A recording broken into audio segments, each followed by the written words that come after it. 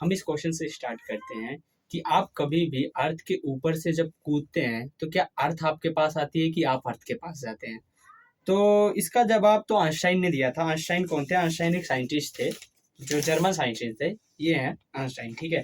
तो हुआ ये था 1915 में इन्होंने अपनी general relativity, special theory of relativity दी थी। फिर उसके कुछ समय बाद इन्होंने जनरल रिलेटिविटी दी थी। जनरल रिलेटिविटी में इन्होंने बहुत अच्छे से एक्सप्लेन किया था कि क्या होता है जब हम कभी कूदते हैं या उछलते हैं, ये पृथ्वी कैसे काम करती है। तो पृथ्वी जो है हमारी ना, इनका कहना ये था कि पृथ्वी हमारी इस तरीके से क्या है, फंसी हुई है, एक ऐसे जाले में फंसी हुई है जैसे मकड़ी का जाला है, बहुत सारे जाले लगे हुए हैं ऐसे ऐसे करके, और उसके अंदर जाले के अंदर ये फंसी हुई है। या एक मान लो, ठीक है, और एक चादर है, चादर के ऊपर रखी हुई है, या एक चादर रखी हुई है, उसके ऊपर हमारी पृथ्वी रखी हुई है।